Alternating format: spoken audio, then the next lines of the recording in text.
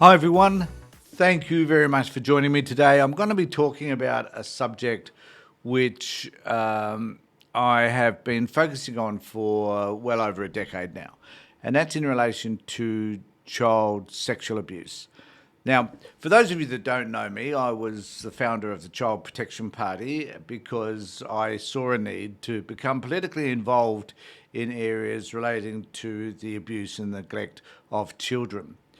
It is considerably disturbing to note that the issues around child protection have not improved over the decade I've been working in that area, and certainly haven't improved over the last 100 years for that matter. Now, recently there was an article in the paper where it was reported that a Queensland man had been charged with 1,623 offences against him for abusing children that were in his care. He was a child care worker in Queensland and for over a decade had been abusing children. Now, my concern in relation to this is simply that how does a person in such a position get away with abusing countless number of kids during that period of time and it never ever being identified or even, I guess, a semblance of accountability or awareness of the fact that this particular person had been abusing kids for so long. And some of these children, or those children, are now adults and can talk about, and I think have been talking about, the abuse that has occurred to them. So what is there about our system that prevents us, that is you and I, the community, parents, and the children, from identifying sexual abuse when it has occurred to children? Why isn't it that we are not more aware of these issues? And why isn't it that our antennas aren't up about abusive behaviours of those people who are caring for our kids? So I'm concerned that we are not doing enough to care for children who are in childcare centres or who are being looked after by others, people that we place responsibility on, people that we're supposed to trust in order to look after our children. So I'm going to take us to the article that was in the Advertiser here in Adelaide yesterday in relation to this article, and we'll talk a little bit about it as I go through the article. So it was called "Former Childcare Worker Charged with 1,623 Offences Against 91 Children." Now, I do need to say that the response of the Australian Federal Police have been outstanding once they became aware of this particular issue. Not too sure how they became aware. Obviously, simply someone had reported this. They did a raid on this guy's house, and after they raided his house, they found all this material. To the AFP's credit, though, they were able to identify the 91 children that had been that he had recorded these sexual offences against.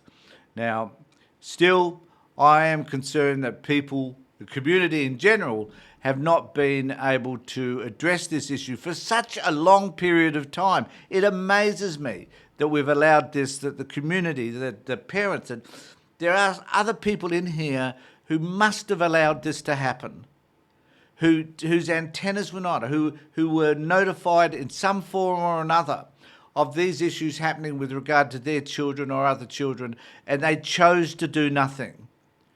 I think this is a travesty, and it is an issue that we certainly must find a way to address. One of Australia's worst accused child sex offenders allegedly raped and abused 91 girls in childcare centres for 15 years without detection.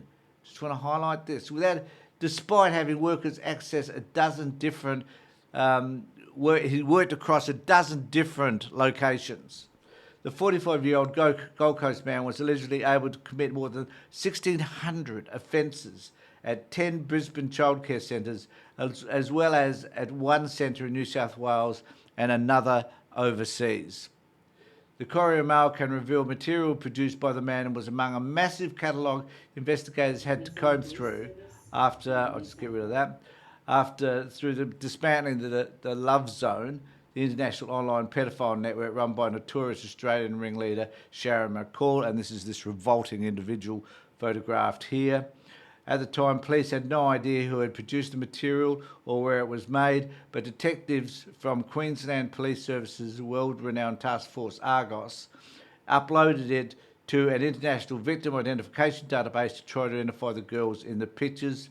It was not until August 2022 that objects on the background of the videos and photographs were traced back to a Brisbane childcare centre by Australian Federal Police. So even though they had this material for a while, it took some time to be able to identify where this had come from.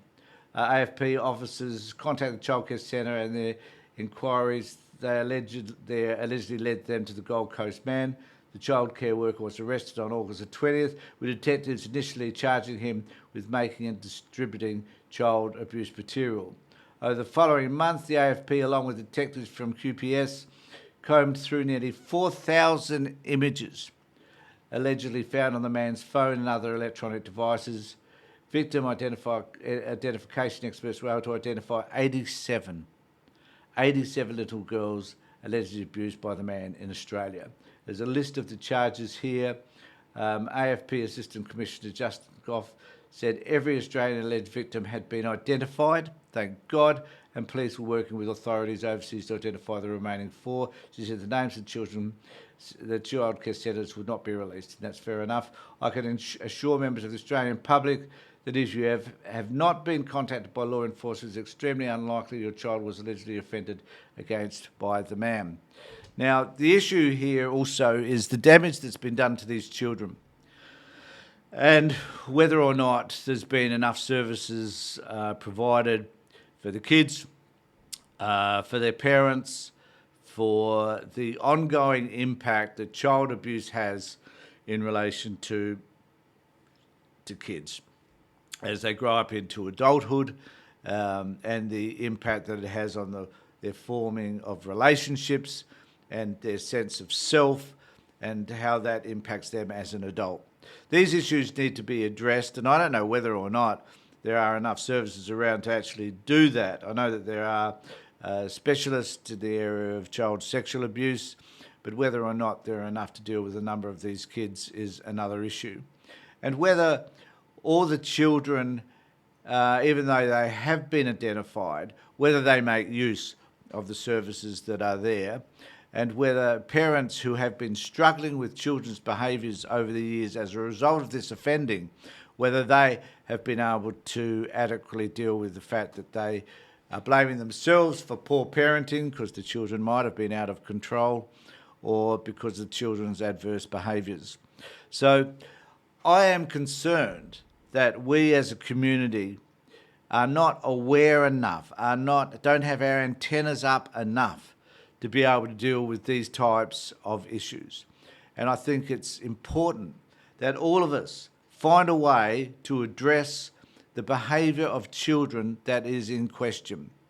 So I'm not suggesting for a moment that we are there to blame everybody, every childcare worker when our children act badly. I am concerned, though, that when we notice a child's behaviour change rather dramatically over a relatively short period of time, that we're not questioning why that is happening. Why a child is angry, why they're hitting out when they haven't done that before, who they have contact with, the type of person that they're meeting, and for us as parents to ask questions about the environment in which kids are finding themselves, how often are they alone with certain people, and it's not just about childcare centres. It's about other people that we have in our life that we supposedly trust, and that includes uncles, aunties, grandparents as well. So to what extent do our children have involvement with the people that we trust, and what sort of questions can we ask our children in order to elicit some response that may indicate to us whether they feel safe with that person or they don't feel safe. So how are we as a community approaching and attacking this? I think one of the things that concerns me the most is that pedophilia is ripe. I had someone recently made a comment, a relative in fact, made a comment to my wife and I that pedophilia and sexual abuse is only historical. Well, this is an indication that it isn't, that it happens every single day. And you and I must take responsibility for the fact that at some level we're failing to identify the damage that's been done to our children because we refuse to admit that it's happening. Now, as I said before, I don't think we need to become over-vigilant, hyper-vigilant about all of this. We just need to become aware that when behaviours change, there might be a reason why that behaviour changes, and it may have nothing to do with us as parents. It may have something to do with the people that our children are in contact with. And if somebody within this system had become aware of this a long time ago, perhaps this man would have been caught earlier and he wouldn't have abused as many children as he eventually did. And what happens in terms of working with children's checks as well? Why is it that someone like this could get a working with children's check continually and still be able to abuse children? Why wasn't he picked up earlier? And you know, like, what psychological test could have been done in order to have identified him as a potential risk with kids? So, and you know, what sort of background checks do we do of people who are working with our kids? Because clearly that system somehow is failing. I'm not suggesting for a moment that we should go out and blame the government for this, but I am suggesting that there are some issues which we need to find ways to address so that our children can be safe, so that we can feel safe, that our children are being cared for appropriately by those people assigned to care for them.